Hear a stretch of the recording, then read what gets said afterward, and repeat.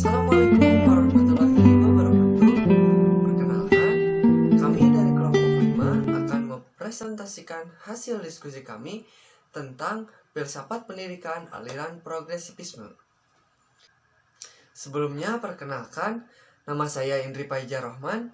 Saya di sini sebagai moderator dan juga penyampai materi. Kemudian ada rekan saya yang bernama Yani. Dia sebagai penyampai materi 2. Kemudian Nama saya Iwan. filsafat pendidikan aliran progresivisme. Progresivisme adalah suatu gerakan dan perkumpulan yang didirikan pada tahun 1918. Aliran ini berpendapat bahwa pengetahuan yang benar pada masa kini mungkin tidak benar di masa mendatang. Progresivisme memandang bahwa lingkungan yang ada, baik yang mengenai manusia maupun yang lain, tidak bersifat sama atau statis, tapi selalu mengalami perubahan. Progresivisme adalah gerakan pendidikan yang mengutamakan penyelenggaraan pendidikan di sekolah berpusat pada anak didik, sebagai reaksi terhadap pelaksanaan pendidik yang masih berpusat pada guru atau bahan pelajaran. Filsafat pendidikan progresivisme bukan merupakan bangunan filsafat atau aliran filsafat yang berdiri sendiri, melainkan merupakan suatu gerakan dan perkumpulan yang didirikan pada tahun 1918. Aliran ini berpendapat bahwa akal manusia bersifat aktif dan ingin selalu mencari tahu dan meneliti, sehingga ia tidak mudah menerima begitu saja satu pandangan atau pendapat sebelum ia benar-benar membuktikan kebenaran secara empiris. Aliran ini juga berpendapat lain tentang pengetahuan, di mana pengetahuan yang benar pada masa kini mungkin tidak benar di masa mendatang. Makanya pendidikan harus terpusat pada anak, bukannya memfokuskan pada guru atau bidang muatan. Beberapa tokoh dalam aliran ini ada George Excel, William O. Stanley, Ernest Bailey, Lawrence B. Thomas, dan Frederick Cheney. Progresivisme memandang bahwa lingkungan yang ada, baik yang mengenai manusia maupun yang lain, tidak bersifat sama atau statis, tapi selalu mengalami perubahan. Perubahan tersebut disebabkan oleh kemampuan manusia dalam mempelajari banyak hal dan memikirkan serta mengantisipasi hal-hal yang akan datang. Meskipun dalam kehidupan manusia ada hal-hal yang mengecewakan seperti kekurangan berbagai percobaan yang ada, namun kekurangan keberhasilan itu dapat dikoreksi yang akhirnya dapat dikembangkan menjadi lebih positif. Sebagai contoh, ilmu pengetahuan yang dikembangkan oleh manusia dapat mengungkap rahasia alam sehingga manusia mampu memanfaatkan dan bahkan menguasainya. Dengan penampilan contoh tersebut, dapat diperkirakan bahwa progresivisme menaruh perhatian yang positif terhadap kemampuan manusia. Perhatian yang positif ini juga berarti kepositifan terhadap kemampuan manusia, kemampuan untuk belajar, dan kemampuan untuk mereka tentang manusia atau lingkungannya. Tokoh-tokoh penggagas aliran filsafat progresivisme. William James. James berkeyakinan bahwa otak atau pikiran harus mempunyai fungsi biologis dan nilai kelanjutan hidup. Dia menegaskan agar fungsi otak atau pikiran itu dipelajari sebagai bagian dari mata pelajaran pokok dari ilmu pengetahuan alam. Kedua ada John Dewey. Teori John Dewey tentang sekolah adalah progresivisme yang lebih menekankan pada anak didik dan minatnya daripada mata pelajarannya sendiri. Maka muncullah Child Curriculum. Children School. Progresivisme mempersiapkan anak masa kini dibanding masa depan yang belum jelas. Baginya, agar subjek pendidikan dapat memahami sains dengan baik, maka aktivitas pembelajaran yang disediakan kepada mereka janganlah sekedar pemberitahuan dan latihan keterampilan saja, tapi bagaimana agar materi-materinya dapat dikemas sedemikian rupa dalam konteks yang menyenangkan mereka, sehingga mereka betah dan bertahan lama dalam pendidikan itu. Menurut Hans Feihinger, tahun 1852 sampai 1933. Menurut Hans, tahu itu hanya mempunyai arti praktis. Persesuaian dengan objeknya tidak mungkin dibuktikan. Satu-satunya ukuran bagi berpikir ialah gunanya dalam bahasa Yunani pragma. Untuk mempengaruhi kejadian-kejadian di dunia, segala pengertian itu sebenarnya buatan semata-mata. Jika pengertian itu berguna untuk menguasai dunia, bolehlah dianggap benar, asal orang tahu saja bahwa itu adalah kebenaran. 4. George Exley, William W. Stanley, Ernest Bailey, Lawrence B. Thomas, Frederick Knight. Para tokoh tersebut memiliki pendapat bahwa manusia memiliki perubahan karena faktor lingkungan sekitar dan dengan adanya kemampuan manusia dalam mempelajari banyak hal dan pemikiran serta mampu mengantisipasi hal-hal yang akan datang.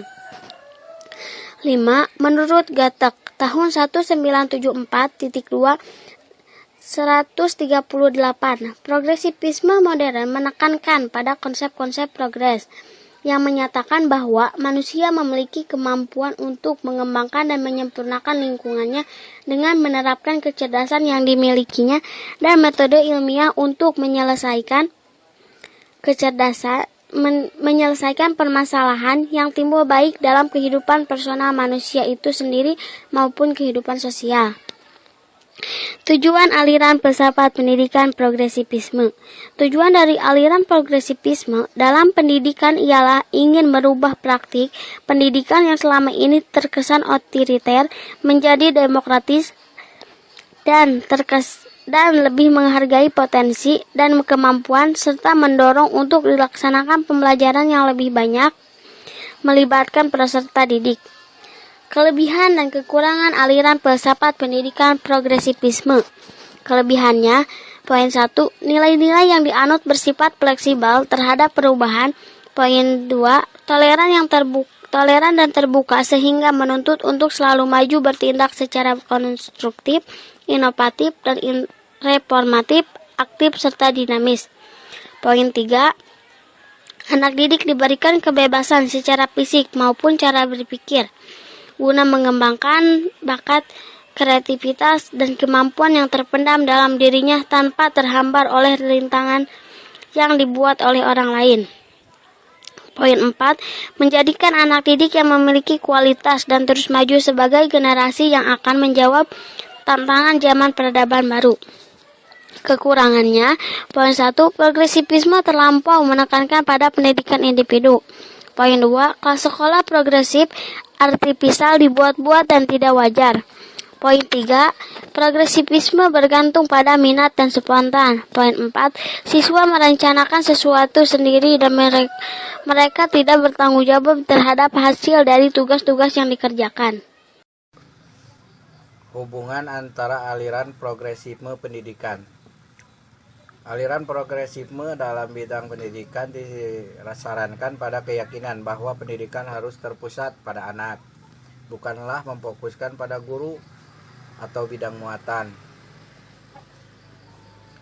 Menurut progresisme, pendidikan selalu dalam proses perkembangan dan sebagai suatu rekonstruksi pengalaman yang terus-menerus. Tujuan pendidikan menurut pandangan aliran progresisme ini adalah pendidikan harus memberikan keterampilan dan alat-alat bermanfaat untuk berinteraksi dengan lingkungan yang berbeda dalam proses perubahan secara terus-menerus.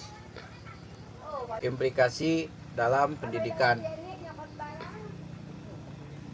Implikasi menurut pakar belum ada yang bisa menyelesaikannya secara jelas. Perihal ini gara-gara cakupan makna implikasi yang luas, menurut para ahli, Pengertian implikasi adalah suatu konsekuensi atau akibat langsung berasal dari hasil penemuan suatu penelitian ilmiah. Aliran dari segi guru, kurikulum, dan pendidikan. Yang pertama, peran guru dalam pandangan progresifme, yaitu aliran progresif ingin mengatakan bahwa tugas guru sebagai pembimbing aktivitas anak didik. Pembimbingan aktivitas anak didik siswa dan berusaha memberikan kemungkinan lingkungan terbaik untuk belajar. Sebagai pembimbing, ia tidak boleh menonjolkan diri, ia harus bersikap demokratis dan memperhatikan hak-hak alamiah anak didik atau siswa secara keseluruhan. Yang kedua, filsafat progresifme mempunyai konsep bahwa siswa mempunyai akal dan kecerdasan sebagai potensi yang merupakan suatu kelebihan dibandingkan dengan makhluk-makhluk lain. Filsafat progresifme mengakui siswa memiliki potensi, akal, dan kecerdasan untuk berkembang, dan mengakui individu atau siswa pada dasarnya adalah insan yang aktif, kreatif, dan dinamis, dan menghadapi lingkungannya. Filsafat progresifme meletakkan dasar-dasar kemerdekaan dan kebangsaan kepada siswa.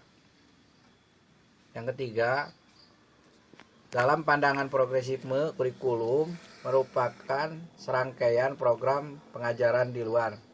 Kurikulum progresifme adalah kurikulum yang tidak beku dan dapat direvisi, sehingga yang cocok adalah kurikulum yang berpusat pada pengalaman. Menurut aliran, dapat mempengaruhi anak belajar secara edukatif, baik di lingkungan sekolah maupun progresifme kurikulum hendaknya tidak universal, melainkan berbeda-beda berdasarkan kondisi yang ada, disesuaikan dengan sifat-sifat peserta didik seperti minat, bakat, dan kebutuhan setiap peserta didik. Sekian, terima kasih. Wassalamualaikum warahmatullahi wabarakatuh.